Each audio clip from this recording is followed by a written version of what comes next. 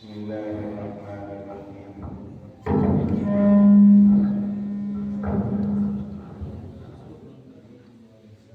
الحمد لله رب العالمين، والصلاة والسلام على سيد الأنبياء والمرسلين وعلى آله وأصحابه أجمعين ومن تبعهم بإحسان إلى يوم الدين. أما بعد، فأعوذ بالله من الشيطان الرجيم. بسم الله الرحمن الرحيم. لقد جاءكم رسول من أنفسكم عزيز عليه ما عنتم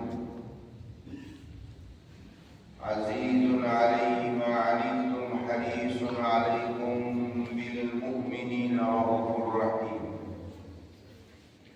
فإن تولوا فقل حسبي الله لا إله إلا هو عليه توكلت وهو رب العرش العظيم. صدق الله العظيم.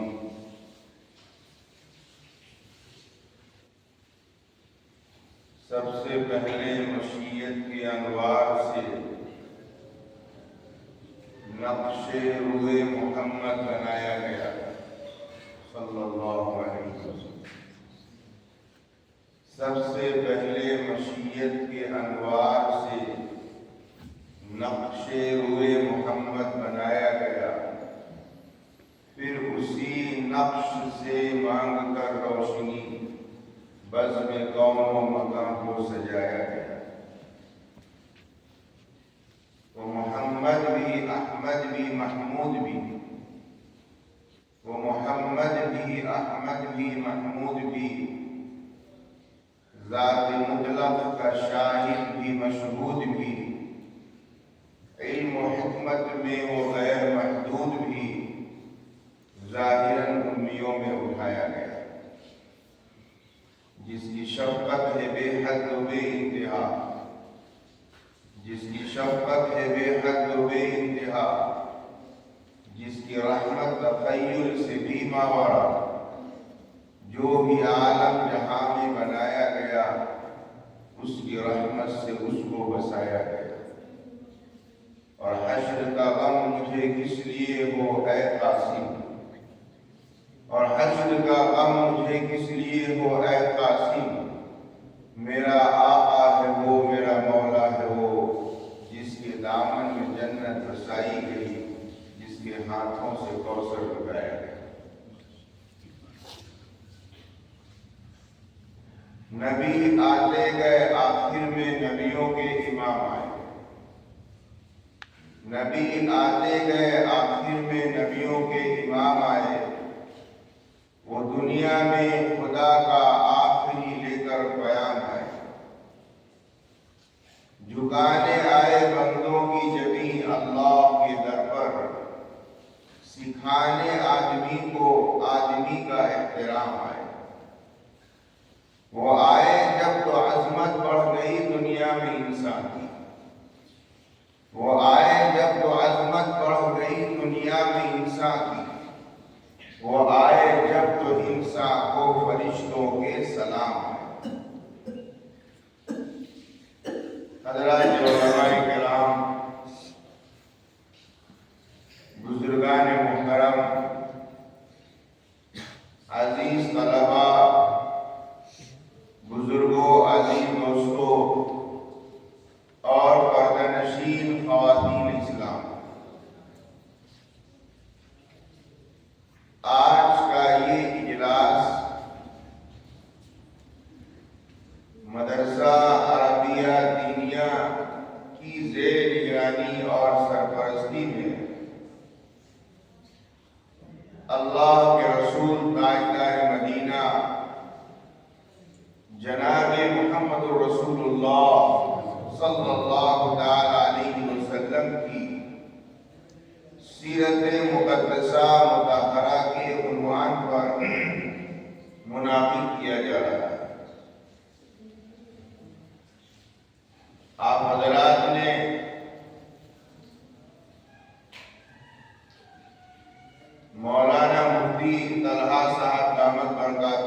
خطاب بھی سنا ہے اور جناب حافظ نثار دانش صاحب کی نظم اور نعتیں بھی سنی اور بہت دیر سے آپ یہاں تشریف فرما ہے، تھوڑی دیر آپ کو اور یہاں تشریف رکھیں۔ آج 12 ربیع الاول کی تاریخ جو گزری ہے، آپ کو یہ معلوم ہونا چاہیے کہ مہینوں کے نام بہت پہلے سے چلے آئے ہیں۔ جب سے اللہ نے زمین بنائی ہے، آسمان بنایا ہے، تب سے اللہ نے مہینوں کے نام بھی متعین کیے ہیں۔ ان عدت الشہور عند اللہ 12 شہرا فی کتاب اللہ۔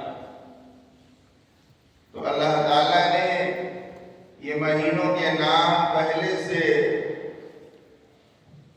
بتائے ہیں۔ تاریخ جو متعین ہوئی ہے، اسلامی تاریخ، وہ حضرت عمر رضی اللہ تعالیٰ عنہ کے دور خلافت سے متعین ہوئی۔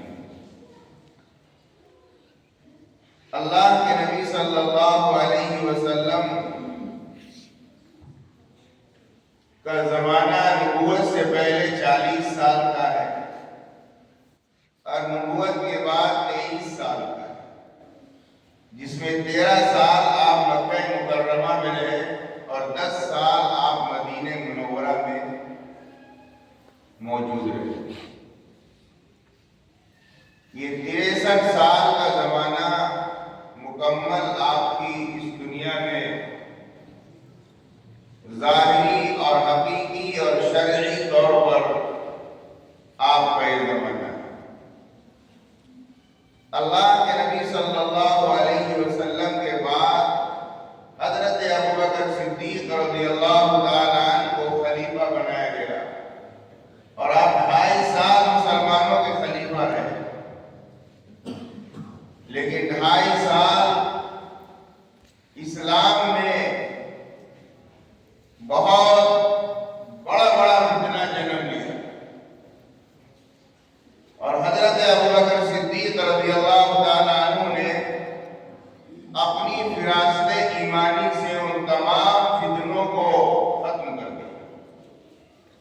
آنے والے زمانے کے لیے اس فتنے کو باقی نہیں رکھا۔ دور پلٹتے رہتے ہیں، کبھی دور آتا ہے نشر و اشاعت کا، دین کے پھیلاؤ کا زمانہ آتا ہے، اور کبھی دور آتا ہے دین کے بچانے کا۔ تاریخ پلٹتی رہتی ہے، کبھی تاریخ آتی ہے جس میں دین کو بہت زیادہ پھیلنا ہوتا ہے، اور کبھی تاریخ آتی ہے وہاں دین کو بچانا پڑتا ہے۔ تو حضرت صدیق اکبر کے دور میں جو تاریخ ملی، جو دن آیا، جو زمانہ آیا، وہ دین کو پھیلانے کا نہیں تھا بلکہ دین کو بچانے کا تھا۔ انہوں نے بچا کر دین کو حضرت عمر کے حوالے کیا اور حضرت عمر نے دین کو زبردست طریقے سے پھیلایا۔ تو حضرت عمر رضی اللہ تعالیٰ عنہ کا جب دور آیا، انہوں نے بہت سے دین میں کام کیے۔ 23 لاکھ اسکوائر کلومیٹر تک اسلام کا جھنڈا لہرایا۔ مسائل پر بھی آپ نے کام کیے، اس میں سے تاریخ اسلامی کو مرتب کرنے کا اور منظم کرنے کا کام بھی حضرت عمر رضی اللہ تعالیٰ عنہ نے کیا۔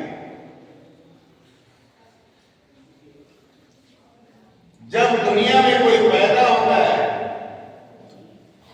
تو گھر والوں کو پتہ نہیں رہتا ہے یہ دنیا میں آگے چل کے کیا بننے والے ہیں، سماج کو بھی بھی معلوم نہیں رہتا ہے کہ یہ دنیا میں آگے چل کے کیا مقام حاصل کرنے والے ہیں۔ اس زمانے کے لوگوں کو بھی معلوم نہیں رہتا ہے کہ انہیں دنیا میں اللہ تعالیٰ کیا مقام اور مرتبہ عطا کرے گا۔ جب آنے والے زمانے کے احوال سے لوگ واقف نہیں ہوتے تو تاریخ پیدائش کی حفاظت کا کام بھی نہیں کرتے۔ اور جب لوگوں میں یہ بات مشہور ہو جائے تو تاریخ پیدائش کی حفاظت کا کام ہوتا ہے۔ آج ہمارے زمانے میں قانون بن گیا ہے، آپ کو اسکول میں ایڈمیشن لینا ہو، ڈیٹ آف برتھ کی سرٹیفکیٹ آپ کو شو کرنی پڑے گی۔ فلاں کام کرنا ہے تو ڈیٹ آف برتھ آپ کو پیش کرنا ہوگا۔ جب قانون بن گیا ہے تو اب لوگوں نے تاریخ پیدائش کی حفاظت شروع کی ہے۔ دنیا میں جتنے بڑے لوگ دنیا میں آئے، بہت سے لوگوں کی تاریخ پیدائش میں اختلاف ہے۔ اس کی وجہ یہ ہے کہ پیدائش کے وقت گھر والوں کو یہ علم نہیں ہے یہ کیا مقام حاصل کرنے والے ہیں، انہیں اللہ تعالیٰ کتنا بڑا مقام عطا کرے گا یہ معلوم نہیں رہتا ہے، جس کی بنیاد پر پیدائش کی تاریخ کی حفاظت نہیں کی جاتی ہے۔ جب دنیا میں باکمال بن جاتا ہے، اس کی شہرت عام ہو جاتی ہے، اس کے مقام اور مرتبے کو لوگ پہچانتے ہیں، تب جا کر لوگ ان کی پیدائش کی تاریخ کو کھنگالتے ہیں۔ ظاہر سی بات ہے، جب 63 سال نہیں بلکہ 80 سال کے بعد جب تاریخ پیدائش کو کھنگالا گیا تو 2-4-10 دن کا اختلاف تو ہوگا ہی نہیں۔ حضرت امام ابو حنیفہ رحمۃ اللہ علیہ کی تاریخ پیدائش میں اختلاف ہے، وفات میں نہیں ہے۔ حضرت امام بخاری رحمۃ اللہ علیہ کی تاریخ پیدائش میں اختلاف ہے، وفات میں نہیں ہے۔ سرکار دو عالم جناب محمد رسول اللہ صلی اللہ تعالی علیہ وسلم کی تاریخ پیدائش میں اختلاف ہے، دنیا سے تشریف لے جانے کی تاریخ میں کوئی اختلاف نہیں۔ یہی حال ہے، تجربہ یہی ہے۔ آج حضور پاک صلی اللہ تعالی علیہ وسلم دنیا سے تشریف لے گئے، کنفرم ہے یہ، کوئی اختلاف نہیں ہے۔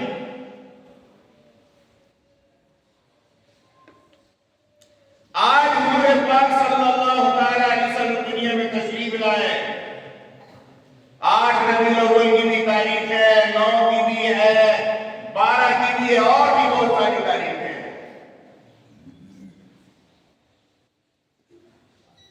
تاریخ کے قرائن سے 1000 سال پیچھے کی تاریخ کو جب ملایا گیا، 2 باتیں تاریخ میں کنفرم ہیں۔ جب ان دونوں باتوں کو لے کر 1000 سال پہلے کی تاریخ کو لے کر سیٹ کیا گیا تو پتا چلا کہ آپ کی پیدائش کی تاریخ 9 ربیع۔ وہ 2 باتیں کیا ہے؟ ایک بات تو یہ ہے کہ آپ کی پیدائش کا دن سوموار کا ہے، اس میں کوئی اختلاف نہیں۔ دوسری بات یہ ہے، آپ جب دنیا میں تشریف لائے، آپ کے دنیا میں تشریف لانے کا دن یہ اصحاب فیل کا 50واں دن تھا، اس میں کوئی اختلاف نہیں۔ وہ جو آئے تھے نا صنعاء یمن سے کعبے کو ڈھانے کے لیے ہاتھیوں کا لشکر لے کر، اور مکہ پہنچنے سے پہلے مینا کے سامنے میں جہاں میٹرو کا اسٹیشن نمبر 1 بنا ہوا ہے.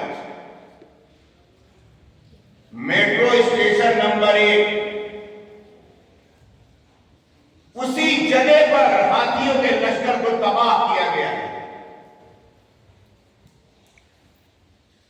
یہ جو تباہ کرنے کا دن ہے، اس کے 50ویں دن اللہ کے نبی صلی اللہ علیہ وسلم دنیا میں تشریف لائے. یہ 50ویں دن اور سوموار کا دن، یہ 2 تاریخ کنفرم ہے. ان دونوں تاریخ کو لے کر جب 1000 سال پہلے کی تاریخ سے ملایا گیا تو پتہ چلا آپ کے آنے کی تاریخ ہے 9 ربیع الاول. لیکن جن لوگوں نے 12 ربیع الاول کی تاریخ بتائی ہے، اس تاریخ کا یکسر انکار بھی نہیں کیا جا سکتا ہے. تاریخ کے بھی کچھ قاعدے اور ضابطے ہوتے ہیں. امام بخاری رحمۃ اللہ علیہ کے استاد محمد ابن اسحاق نے لکھا ہے، حضور پاک صلی اللہ علیہ وسلم کی پیدائش کی تاریخ 12 ربیع الاول. آپ کیسے انکار کر جائیں گے؟ تو یکسر انکار بھی نہیں کیا جا سکتا ہے. ایک دم اٹھے اور آپ انکار کر جائیں، ایسا بھی نہیں ہو سکتا ہے. یہ کہہ سکتے ہیں کہ آپ کی پیدائش کی تاریخ میں اختلاف ہے، اور زیادہ تر رجحان مؤرخین کا 9 ربیع الاول کی طرف ہے. لیکن 12 ربیع الاول کی تاریخ امام بخاری رحمۃ اللہ علیہ کے استاد محمد ابن اسحاق نے لکھا ہے. اور یاد رکھیے، محمد ابن اسحاق امام بخاری کے وہ استاد ہیں جن سے سینکڑوں روایتیں امام بخاری نے لی ہے. صحیح بخاری میں سینکڑوں روایتیں لی ہیں، لیکن ساری روایتیں امام بخاری نے عقائد کے باب میں نہیں لیا ہے، مسائل کے باب میں نہیں لیا ہے، فضائل کے باب میں نہیں لیا ہے، مغازی میں لیا ہے، تاریخ کے باب میں لیا ہے. عقائد کے باب میں ان سے کوئی روایت نہیں لی ہے، مسائل پر کوئی روایت نہیں ہے، فضائل پر کوئی روایت نہیں ہے. تاریخ کے باب میں ان سے روایتیں لی ہیں، کیونکہ تاریخ کے بہت بڑے امام ہیں. عقائد پر کیوں نہیں لیے، وہ لمبی پیسے ہیں، چھوڑ دیجیے. لیکن محمد ابن اسحاق رحمۃ اللہ علیہ کی بات 12 ربیع الاول کی، اور تاریخ کا وہ امام ہے. لیکن اس کے باوجود ان کی رائے کو قبول نہیں کیا گیا. اس لیے نہیں قبول کیا گیا کہ ایک طرف جمہور کی رائے ہے اور ایک طرف ایک شخص کی رائے ہے، تو جمہوری کی رائے کو لیا جائے گا، شخص واحد کی رائے کو نہیں لیا جائے گا. نبی پاک علیہ الصلوۃ والسلام جب دنیا میں تشریف لائے، عام انسانوں کی طرح نہیں ہے. آپ جب دنیا میں تشریف لائے، حضرت آمنہ کی روایتوں کو جمع کیا ہے سیرت حلبیہ کے مصنف نے. حضرت آمنہ فرماتی ہے کہ جناب محمد رسول اللہ صلی اللہ علیہ وسلم جب سے میرے وطن میں رہے، میں نے عجیب عجیب کرشمہ دیکھا ہے. میں نے تو یہ بھی دیکھا ہے کہ اندھیری رات میں جب سفر کرتی تھی میں، تو میرے راستے میں روشنی آ جاتی. میں نے یہ بھی دیکھا ہے کہ جس رات محمد رسول اللہ کو پیدا ہونا ہے، میرے کمرے سے لے کر آسمان تک روشنی ہی روشنی پھیل گئی.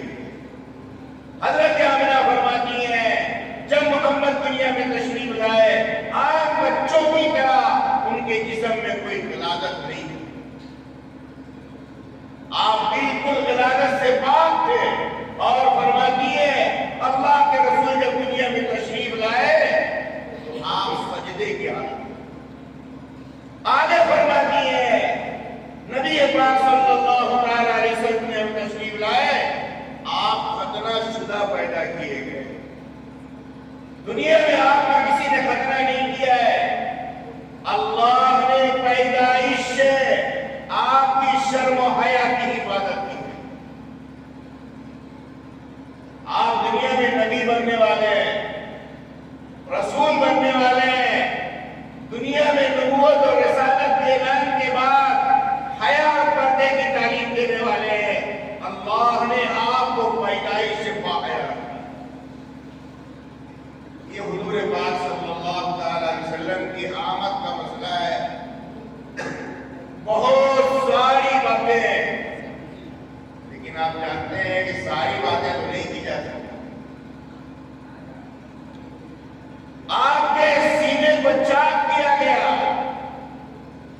4 مرتبہ کیا گیا ہے، بعد میں 3 مرتبہ کیا ہے،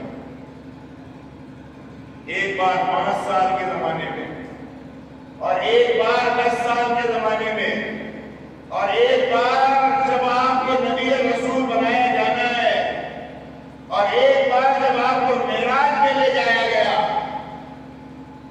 4 بار آپ کے سینے کو چاک کیا گیا۔ مسلمانوں، نبی پاک علیہ الصلوۃ والسلام حضرت حلیمہ سعدیہ کی پرورش میں ہے، آپ کی بڑی بہن ہے، دودھ شریف بہن حضرت شیما بکری چلانے کے لیے جاتی ہے، اپنی امی سے حضور پاک صلی اللہ علیہ وسلم کو اجازت دے کر لے کر جاتی ہے، اور ایک جگہ لٹا دیتی ہے، چادر اڑا دیتی ہے، اور آپ بکری کے پیچھے پیچھے گھومتی رہتی ہیں۔ اس بیچ میں جبرائیل و میکائیل آئے، آپ کے سینے کو چاک کیا، قلب مبارک کو نکالا اور زمزم سے دھویا، پھر قلب کو سیٹ کیا گیا۔ اس منظر کو حضرت شیما نے دیکھ کر اپنی ماں سے آ کر کہا کہ آج ایسا ایسا واقعہ پیش آیا ہے۔ اس منظر کو دیکھ کر حضرت حلیمہ سعدیہ نے اللہ کے نبی صلی اللہ علیہ وسلم کو مکہ مکرمہ واپس کر دیا۔ ان کا مقصد کسی کو معلوم نہیں تھا، ایک بچے کے ساتھ ایسا حادثہ ہو جائے، پتہ نہیں کل کیا ہوگا، میں بدنام ہو جاؤں گا، اسی لیے آپ نے واپس کر دیا ہے۔ 5 سال میں ایک بار، پھر 10ویں سال کی عمر میں، غالباً جب آپ شام کی تجارت میں ہیں حضرت ابو طالب کے ساتھ، اور یاد رکھیے خواجہ ابو طالب کے ساتھ جب آپ تجارت میں ہیں تو وہاں بھی یہی واقعہ پیش آیا، آپ کو ایک لٹا دیا گیا، ایک چادر اڑا دی گئی۔ شام کے بڑے بڑے عیسائی پادری آئے اور نبی پاک صلی اللہ علیہ وسلم سے ملاقات، حضرت ابو طالب سے ملاقات ہوئی، آپ نے اپنے بھتیجا حضور پاک صلی اللہ علیہ وسلم سے ملایا۔ تاریخ ابن ہشام لکھتا ہے کہ جب نبی پاک صلی اللہ علیہ وسلم کو 10 سال کی عمر میں شام کے سفر میں بخار آ گیا تھا، تو حضرت ابو طالب حضور پاک صلی اللہ علیہ وسلم کو لے کر ایک عیسائی پادری کے پاس گئے۔ کیوں گئے؟ اس کو دم کرنے کے لیے۔ اس زمانے میں جھاڑ پھونک کا رواج بہت زیادہ تھا، لوگ دم کر لیتے تھے، تورات پڑھ کر کے، انجیل پڑھ کر کے بیمار ٹھیک ہو جاتا تھا۔ حضرت عیسیٰ علیہ السلام کو اللہ تعالیٰ نے ڈاکٹری کا علم دیا تھا، تو حضرت ابو طالب اپنے بھتیجا حضور پاک صلی اللہ علیہ وسلم کو لے کر گئے ایک عیسائی پادری کے پاس۔ اب دیکھیے تاریخ کیا بولتی ہے۔ عیسائی پادری سے جب ابو طالب نے کہا یہ میرا بھتیجا ہے، انہیں بخار آ گیا ہے، آپ تھوڑا دم کر دیجیے، تو پادری بولتا ہے کہ یہ ہے کون؟ کہا کہ میرا بھتیجا ہے، ان کا نام محمد ہے صلی اللہ علیہ وسلم۔ کہا کہ آپ کو معلوم ہے یہ کون ہے؟ میرا بھتیجا ہے۔ بڑا اچھا ٹھیک۔ وہ اندر گئے، پھر باہر آئے، پھر آ کر نبی پاک صلی اللہ علیہ وسلم کے سر مبارک کو دیکھا، پھر اندر گئے، پھر باہر آئے، آپ کے کان کو صحیح سے دیکھا، پھر اندر آئے، اندر گئے، پھر باہر آئے، پھر آپ کے ہونٹ مبارک کو دیکھا، آپ کی پیشانی کو دیکھا، آپ کی آنکھوں کو دیکھا، آپ کے موڑے کو دیکھا، جس موڑے پر نظر ابھی تک ابو طالب کی نہیں گئی۔ اس کے بعد اس پادری نے کہا کہ میرے اندر ہمت نہیں اس بچے کو دم کرنے کی، میرے اندر ہمت نہیں ہے اس بچے کو دم کرنے کی۔ کیا بات ہے؟ کہا کہ آج تک میں نے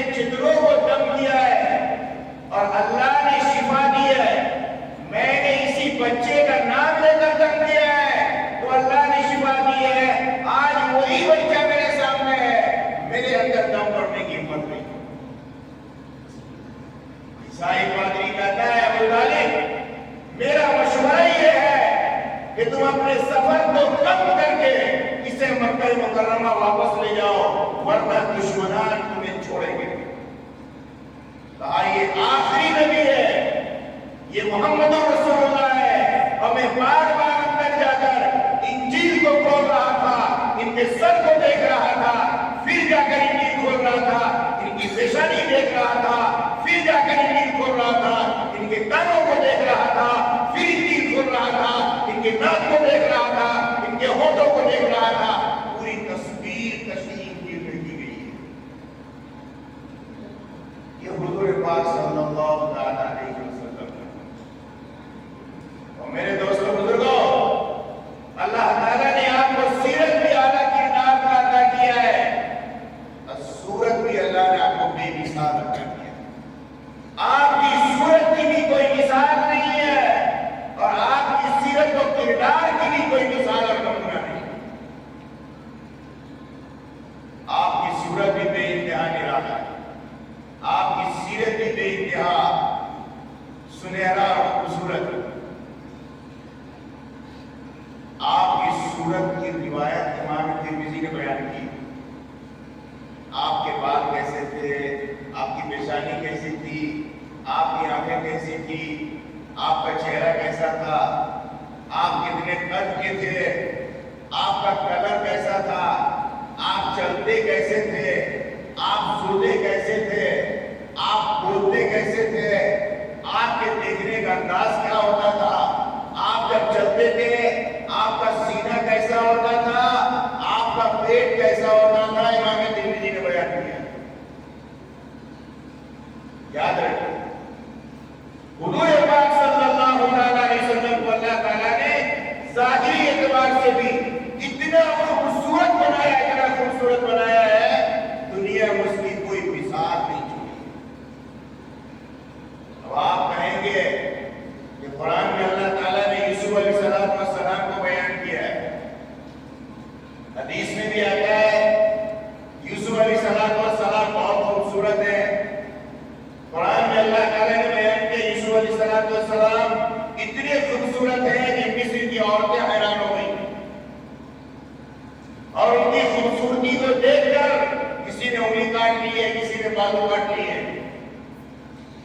لیکن اللہ تعالیٰ نے حضور پاک صلی اللہ علیہ وسلم کو اتنا خوبصورت بنایا ہے کہ حضرت عائشہ فرماتی ہے مصر کی عورتوں نے یوسف کو دیکھ کر انگلیاں کاٹ لی تھی، اگر وہ میرے محبوب کو دیکھتی تو اپنی گردن کاٹ لیتی. اللہ تعالیٰ اتنا نرالا بنایا. اللہ کے رسول نے فرمایا ان اللہ تعالی قد اعطى شطر الحسن لیوسف فقط وشطر الحسن لسائر العالم. اللہ تعالیٰ نے آدھی خوبصورتی میں، کائنات کی آدھی خوبصورتی میں تنہا اللہ تعالیٰ نے یوسف علیہ السلام کو بنایا. اللہ تعالیٰ کی جو خوبصورتی کا خزانہ ہے، اس خزانے میں سے آدھی خوبصورتی میں حضرت یوسف علیہ السلام کو بنایا، اور آدھی خوبصورتی میں اللہ تعالیٰ نے پوری کائنات کو بنایا. اس میں فرشتے بھی ہیں، جنات بھی ہیں، زمین بھی ہے، آسمان بھی ہے، سورج بھی ہے، چاند بھی ہے، ستارے بھی ہیں، اور سارے انسان بھی. یہ آدھی خوبصورتی میں اللہ نے بنایا ہے، اور آدھی خوبصورتی میں اللہ نے یوسف علیہ السلام کو بنایا ہے. آپ تھوڑی دیر اندازہ لگائیے یوسف علیہ السلام کتنے خوبصورت ہیں. آدھے میں بنایا یوسف اور آدھے میں بنایا پوری کائنات. یوسف علیہ السلام کتنے خوبصورت. اللہ کے رسول کہاں گئے؟ اس روایت میں اللہ کے رسول کہاں گئے؟ محدثین نے روایت کے نیچے نوٹ لکھا ہے. حضرت قاری طیب صاحب رحمۃ اللہ علیہ اس روایت کے نیچے نقطہ میں نوٹ بیان کرتے ہیں محدثین کا، اور نوٹ یہ بیان کرتے ہیں کہ اللہ تعالیٰ نے آدھی خوبصورتی میں یوسف کو بنایا اور آدھی خوبصورتی میں ساری کائنات کو بنایا. جب یہ روایت اللہ کے رسول نے بیان فرمائی ہے تو اپنے کو پوری کائنات سے الگ کر کے بیان کرتے ہیں، اپنے کو اس خوبصورتی کے خزانے سے الگ کر کے بیان فرمائی یہ روایت۔ اللہ تعالیٰ نے آپ کو تو ایک الگ انداز میں ہی بنایا ہے جس کی کوئی مثال نہیں ہے۔ میرے دوستوں بزرگوں، ہمیں اللہ تعالیٰ نے وہ نبی عطا کیا ہے جس کی خوبصورتی کی کوئی ثانی نہیں ہے، لیکن اے لوگوں یاد رکھنا، اللہ کے رسول صلی اللہ علیہ وسلم غزوہ احد میں ہیں،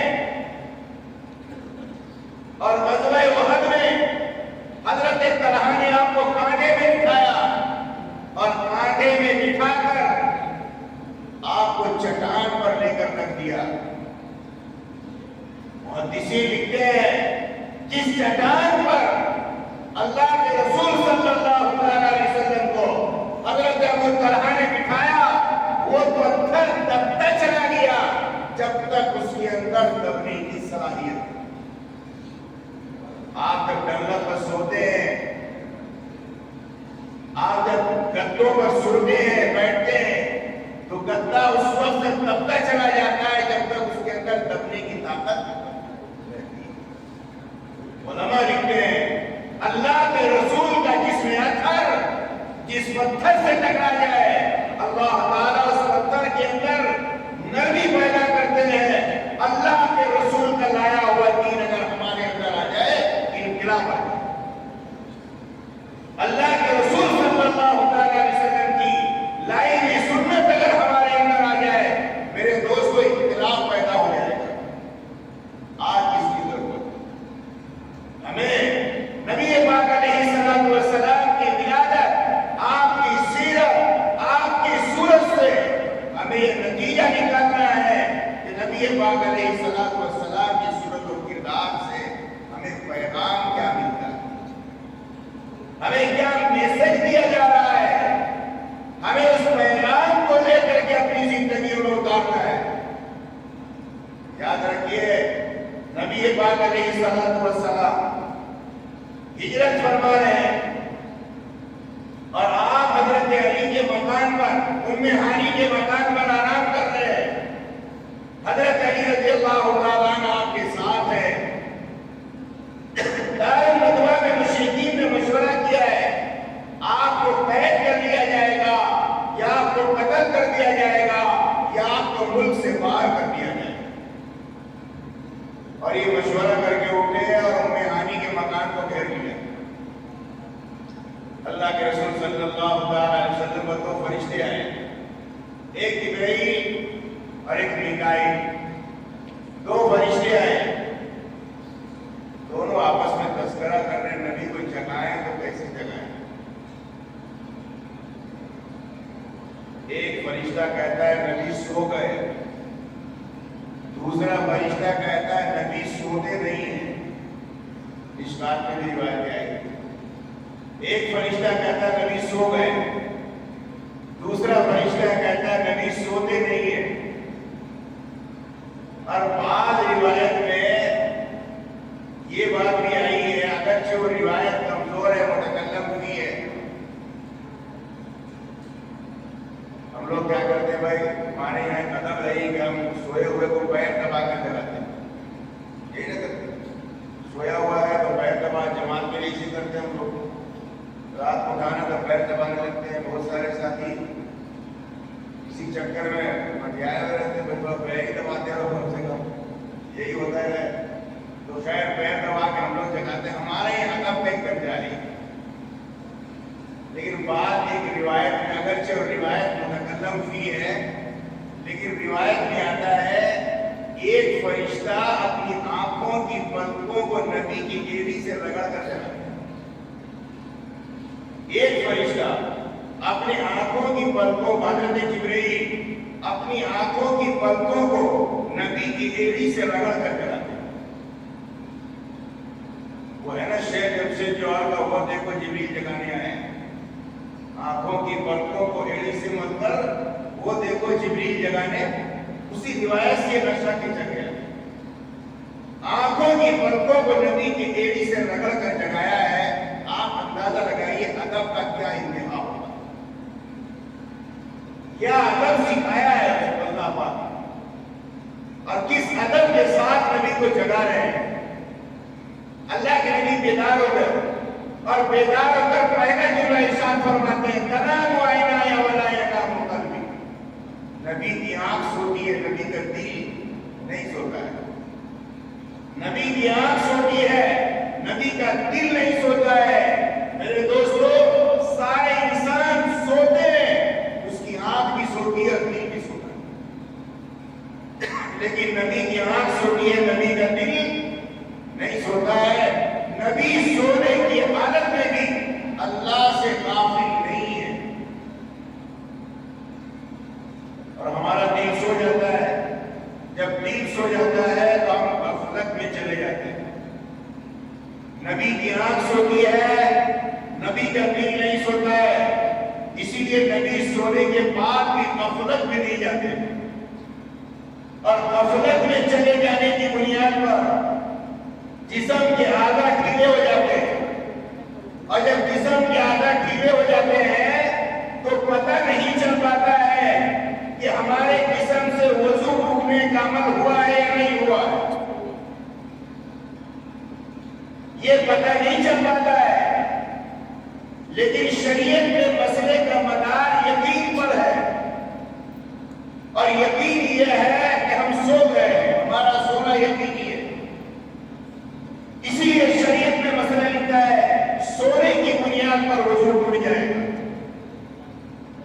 اس لیے کہ سونا یقینی ہے، اور شریعت کا قاعدہ قانون یہ ہے کہ یقین پر کسی مسئلے کا مدار ہوتا ہے، شک پر نہیں ہوتا ہے۔ لیکن نبی جب سو جائے تو نبی کا وضو نہیں ٹوٹتا ہے۔ اس کی وجہ یہی ہے کہ نبی غافل نہیں ہوتے ہیں۔ جب نبی غافل نہیں ہوتے ہیں تو نبی کا وضو بھی نہیں۔ اللہ کے نبی صلی اللہ علیہ وسلم بیدار ہوئے، حضرت جبرائیل نے بتایا آپ کے مکان کو تو گھیر لیا لوگوں نے، حضرت علی کو جگایا، امانت کے مال واپس کیے، اللہ کے رسول نے دروازہ کھولا، مٹی اٹھائی، یوں چٹکی ماری، سارے لوگ آنکھ ملتے رہ گئے، اللہ کے رسول نکل کر چلے، پورے مکان کو گھیر لیا گیا، لیکن اللہ کے نبی صلی اللہ علیہ وسلم نکل کر چلے گئے۔ اللہ نے وَمَا رَمَيْتَ إِذْ رَمَيْتَ وَلَكِنَّ اللَّهَ رَمَىٰ، جو مٹی آپ نے پھینکی ہے وہ آپ نے نہیں، میں نے پھینکی ہے۔ پھینکنے والی ذات محمد مصطفیٰ کی ہے، لیکن نسبت اللہ پاک اپنی طرف کر رہے ہیں۔ علماء نے لکھا ہے کہ مسئلہ نکلا یہاں سے، وہ بھی جان لیجیے، کرامت کا ظہور کسی انسان سے ہوتا ہے،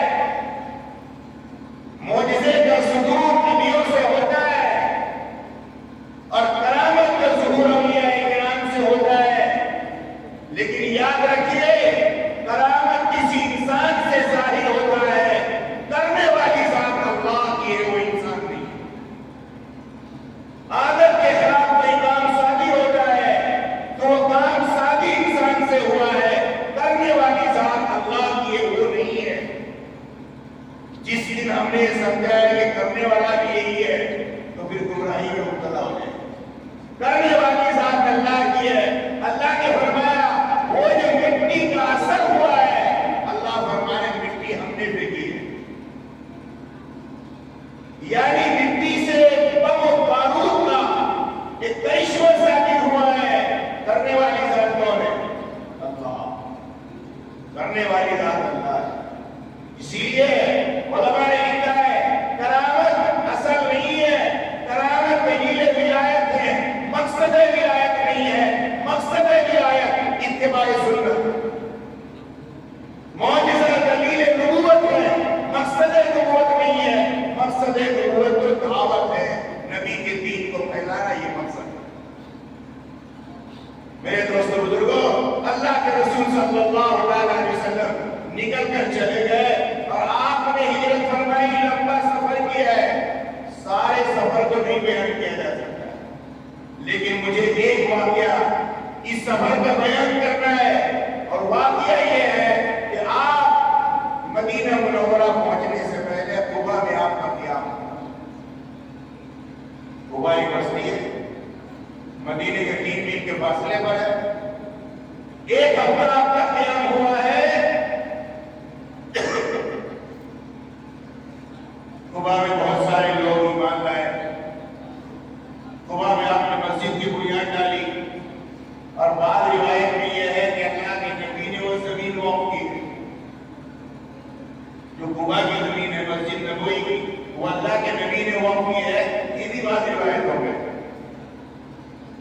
اب قبا کے اندر جو حالات سامنے ہے وہ یہ ہے، مدینہ منورہ میں ایک یہودی عالم ہے، ان کا نام ہے عبداللہ ابن سلام۔ عبداللہ ابن سلام اپنی قوم سے کہتے ہیں کہ تورات میں یہ بات لکھی ہے کہ جو آخری نبی مدینہ منورہ کا سفر کریں گے، مدینہ سے پہلے قبا کا قیام ہوگا۔ اس لیے قبا کا قیام ہے، اور مجھے یقین ہو گیا ہے کہ وہ آخری نبی ہے جو آنے والے ہیں۔ عبداللہ ابن سلام تورات کے حافظ اور عالم ہیں، گئے اللہ کے رسول سے ملنے کے لیے۔ اللہ کے نبی صلی اللہ علیہ وسلم چند صحابہ کے ساتھ گفتگو فرما رہے تھے، عبداللہ ابن سلام آ رہے ہیں۔ عبداللہ ابن سلام کا چہرہ ٹکرایا نبی کے چہرے سے، اور نبی کا چہرہ ٹکرایا عبداللہ ابن سلام کے چہرے سے۔ عبداللہ ابن سلام نے کبھی اللہ کے رسول کو دیکھا نہیں تھا، اللہ کے نبی نے بھی عبداللہ ابن سلام کو کبھی دیکھا نہیں تھا۔ آپ جو صحابہ سے گفتگو فرما رہے تھے، آپ نے گفتگو کا نہج بدل دیا، اور بدل کر آپ نے چند جملے ارشاد فرمائے ہیں۔ ان چند جملوں میں سے پہلا جملہ بھی سلام ہے، آخری جملہ بھی سلام ہے۔ یہ بھی نبی کا معجزہ ہے، آنے والا عبداللہ ابن سلام ہے۔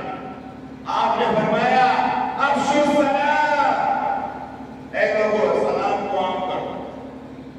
یہ پیغام آج کے جلسہ سارے مسلمانوں کو دیتا ہے، سلام کو عام کیا جائے۔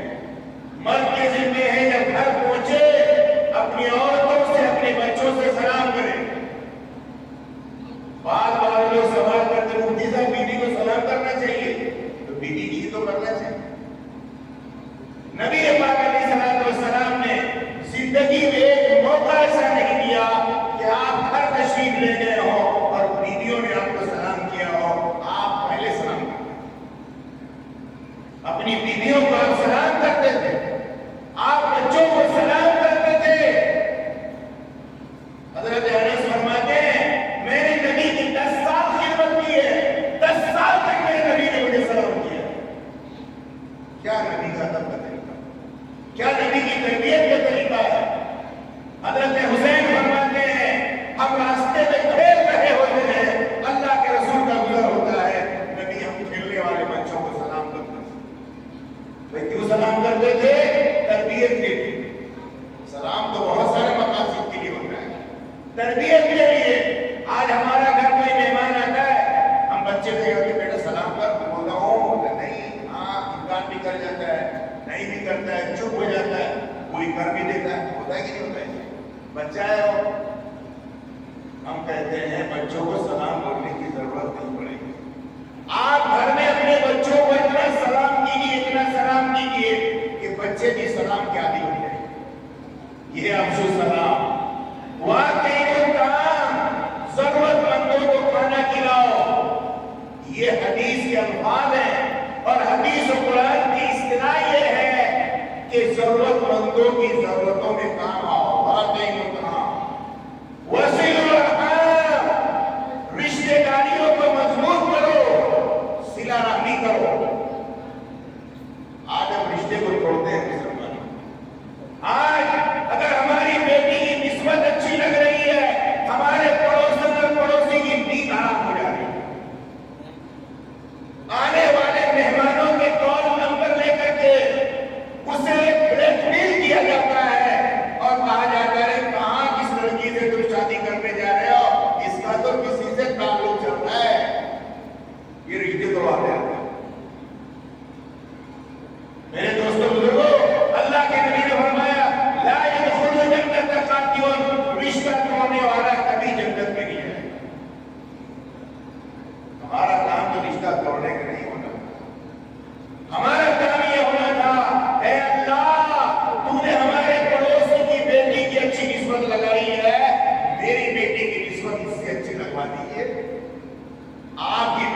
مصیبت اس سے اچھی لگتی ہے، لیکن آپ نے پازیٹیو راستہ اختیار نہیں کیا، مثبت راستہ اختیار نہیں کیا، آپ نے منفی اور نیگیٹو راستہ اختیار کیا۔ یہ ہمارا کام ہے۔ آج اگر میرے بیٹے کی اچھی نوکری لگ جاتی ہے تو میرے پڑوس کی نیند حرام ہو گئی ہے، میرے بیٹے کا تو جاب نہیں لگ رہا ہے، اس کا جاب لگ گیا ہے، جا کر آفس میں شکایت کی ہے، ارے آپ نے جس کی نوکری لے لی ہے اس کا تو سرٹیفکیٹ بھی جعلی ہے۔ ہو رہا ہے کہ نہیں ہو رہا ہے؟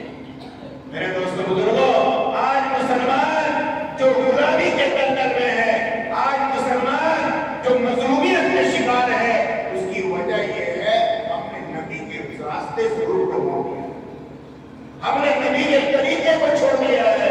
اللہ کے رسول نے فرمایا وصلوا الارحام، صلہ رحمی کرو، رشتہ داروں کو پھیلاؤ، مضبوط کرو، وصلوا باللیل والناس نیام، راتوں کو اٹھ کر نمازیں پڑھو جب لوگ سو رہے ہوں۔ اللہ کے رسول تو رات کو تہجد کی بات کر رہے ہیں، ہم تو فرض ہی غائب کر کے بیٹھے ہیں۔ نبی رات کو تہجد کی بات کر رہے ہیں۔ اے مسلمانوں یاد رکھنا، ہمارے اکابر میں حضرت امام ابو حنیفہ رحمۃ اللہ علیہ کا دوسرا شاگرد ہے امام محمد رحمۃ اللہ علیہ۔ امام محمد رات کو تہجد میں پڑھے تو پڑھے، دعا کر رہے ہیں تو کرے، پوری رات جاگ کر اللہ کے سامنے عبادت اور ریاضت اور دعا کرو۔ کسی نے کہا حضرت تھوڑی دیر سو جائیے، آپ کی طبیعت خراب ہو جائے گی۔ حضرت امام محمد نے کہا امت یہ سوچ کر سو رہی ہے کہ محمد جاگ رہا ہوگا، محمد بھی سو جائے گا تو امت کا کیا؟ یہ واقعہ کتابوں میں لکھا ہے، اس واقعے کو دیکھ کر بہت سارے یہودی ایمان لائے ہیں اور یہ کہہ کر ایمان لائے ہیں ھذا محمد الاصغر فکیف یکون محمد الاکبر، تمہارا یہ چھوٹے محمد کا یہ حال ہے تو بڑے محمد کا کیا حال ہے؟ صلی اللہ علیہ وسلم۔ میرے دوست بزرگوں، اللہ کے نبی نے فرمایا وَصَلُّوا بِاللَّيْلِ وَالنَّاسُ نِيَامٌ، جب ساری مخلوق سو رہی ہے، سارے بادشاہوں کے دروازے بند ہو چکے ہیں، اللہ کا در کھلا ہوا ہے، اس ٹیم اٹھ کر مانگو اللہ سے۔ تدخلوا الجنۃ بسلام، تو سلامتی کے ساتھ جنت میں داخل ہو جاؤ گے۔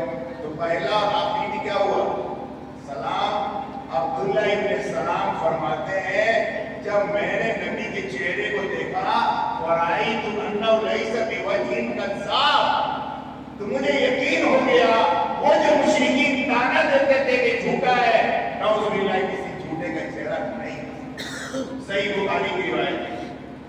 اللہ کے رسول مدینہ منورہ آ گئے اور یاد رکھیے آپ اونٹنی پر سوار ہیں، اونٹنی ایک جگہ بیٹھی ہے اور اونٹنی بیٹھ کر وہاں سے اٹھ گئی ہے اور اٹھ کر حضرت ابو ایوب انصاری کے مکان پر جا کر کے بیٹھ گئی۔ اللہ کے رسول اتر گئے، آپ کا سامان سفر ابو ایوب انصاری لے گئے۔ ان کا جو مکان تھا وہ اسی طرح کہ آپ پہلے اللہ کے رسول بیٹھے ہیں، پھر ابوبکر صدیق ہے، انصار صحابہ اس طرح بیٹھ گئے، چونکہ نبی آئے ہیں تھوڑی سی ملاقاتیں ہوں گی، باتیں ہوں گی۔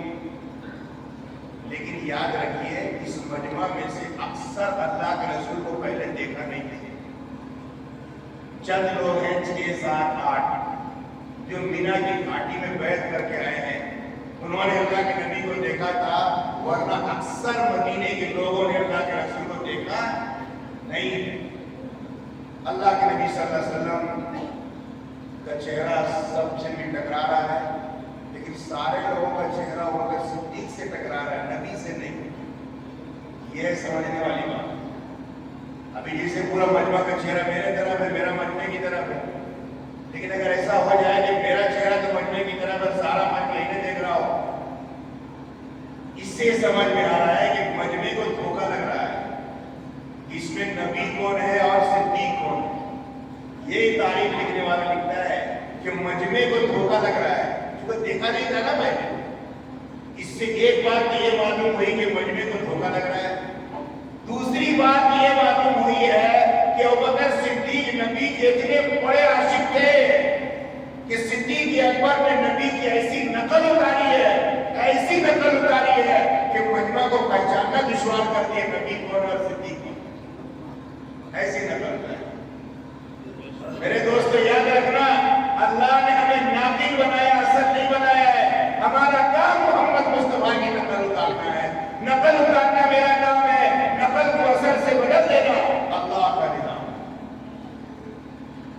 اچھا اگر ہم ہوتے تو کیا کرتے ہیں؟ آپ تھوڑی دیر سوچ لیجیے، اگر ہم ہوتے ہیں تو کیا کرتے ہیں؟ ہم یہی نہ کہتے بھائی آپ لوگ مجھے کیوں دیکھ رہے ہو، دھوکا لگ رہا ہے، بولتے کہ نہیں؟ اگر اس طرح بول دیتے تو جن لوگوں کا چہرہ ان سے ٹکرا رہا ہو شرمندہ ہوتے کہ نہیں ہوتے نا؟ لیکن صدیق اکبر میں کتنا ادب ہے اور نبی نے کیسا ان کو ادب سکھایا ہے، زبان سے کچھ نہیں کہا ہے، کچھ بھی نہیں کہا، ایک چادر لی اور نبی کو اڑا دیا، مجمع سمجھ گئے یہ غلام ہے اور یہ اتنا خوبصورت کام کے لیے ایک چادر لی ہے نبی کی جسم پہ ڈال دیا تو مجمع سمجھ گیا نا کہ یہ صدیق اکبر اور یہ محمد مصطفیٰ ہے۔ اے مسلمانوں، تاریخ لکھنے والے کون بات لکھتا ہے اور بڑا عجیب بات لکھتا ہے، لکھنے والا یہ لکھتا ہے کہ جہاں اللہ کے رسول تشریف فرما تھے، ابو ایوب انصاری کے دروازے کے کنارے سے سورج کی ایک روشنی نبی کے گال پر ریفلیکٹ کر رہی تھی۔ اللہ کے رسول صلی اللہ علیہ وسلم بات کرنے میں بولے نا آگے پیچھے تو روشنی یوں چہرے کے اندر ہو رہی ہے، ایسی نہ ہو تو آگے پیچھے ہوں گے تو روشنی کس طرح ہوتی رہے گی نا۔ اگر ہم ہوتے اس کو لکھتے تو کیا لکھتے؟ آپ بتائیے، دنیا میں لوگوں نے کیسی کیسی محبتیں کی ہیں، دنیا میں لوگوں نے کیسا کیسا نبی سے عشق کیا ہے، دنیا میں لوگوں نے کیسی کیسی عقیدتیں کی ہیں اللہ کے رسول صلی اللہ علیہ وسلم۔ اگر ہم لوگ لکھتے تو یہ لکھتے کہ سورج کی ایک روشنی نبی کے گالے مبارک پر پڑ رہی ہے، تو اور کیا لکھتا ہے؟ لیکن لکھنے والا بھی عشق نبی میں ڈوبا ہوا ہے۔ لکھنے والا لکھتا ہے سورج کی کرن نے چھپ کر نبی کے گالے مبارک کا بوسہ دیا۔ کیا لفظ ہے! سورج کی کرن نے چھپ کر نبی کے گالے مبارک کا بوسہ دیا ہے۔ یہ انداز بتاتا ہے کہ لکھنے والا بھی عشق رسول میں ڈوبا ہوا ہے۔ میرے دوستوں بزرگوں، نبی پاک علیہ الصلوۃ والسلام نے ہمیں جو دین دیا ہے، ہمارا کام تو صرف نقل اتارنا ہے۔ نقل اتارنا میرا کام ہے، نقل کو اصل سے بدل دینا اللہ کا کام۔ صدیق اکبر نے ایسا عشق کیا ہے کہ اللہ کے رسول صلی اللہ علیہ وسلم ام ہانی کے مکان سے اٹھے اور صدیق اکبر کے پاس گئے، رات کا آخری حصہ ہو رہا ہے اور دستک کی آواز بھی ختم نہیں ہوئی ہے کہ صدیق اکبر باہر آ گئے۔ رات کے آخری حصے میں کوئی مسافر آتا ہے، دستک دیتا ہے، تو سویا ہوا آدمی آنکھیں ملتا ہے، آواز کو پہچانتا ہے، اس کے بعد دروازہ کھولتا ہے۔ دیر لگتی نہ دیر اتنے کام کرنے میں، لیکن صدیق اکبر اتنی جلدی باہر آ گئے کہ نبی کو سوال کرنا پڑا، اے ابوبکر کیا تم رات کو سوئے نہیں ہو؟ سوال کرنا پڑا، کوئی جگہ ہوا آدمی نے کر دیا ہے۔ صدیق اکبر نے کہا، اے اللہ کے رسول، اس دن کو یاد کیجئے جب آپ نے ارشاد فرمایا تھا، اے ابوبکر اللہ کی طرف سے حکم آنے والا ہے اور تم میرے ہجرت کے رفیق سفر رہو گے۔ اے اللہ کے رسول، اس دن سے ابوبکر رات کو سویا نہیں۔ عشق کرنے والوں کس طرح؟ میرے دوستوں بزرگوں، میں آپ کو یہ پیغام دینا چاہوں گا، حضور پاک صلی اللہ علیہ وسلم کی زندگی کی نقل اتارنا یہ میرا کام ہے۔ نقل کو اصل سے بدل دینا اللہ کا نظام۔ اسی لیے آج کی اس مجلس کا پہلا پیغام یہ ہے، ملک کے ماحول کے تناظر میں مسلمان تھوڑی دیر اپنی زبان کو ذکر سے کر رہے ہیں۔ یاد رکھیے، اگر آپ کی زبان پر اللہ کا ذکر ہوگا، اللہ کو کبھی تباہ و برباد نہیں کرے گا انشاءاللہ۔ اور دنیا کے بڑے سے بڑا فرعون آ جائے گا، آپ کا ایک بات بھی نہیں کرے گا۔ آپ درود پاک کی کثرت کیجیے، استغفار کی کثرت کیجیے، کلمہ لا तिरमिज़ी की रिवायत है 3 बार कुल अल्लाहु अहद पढ़िए पूरे कुरान का सवाब मिलता है। चलते फिरते पढ़ सकता है नहीं मुसलमान?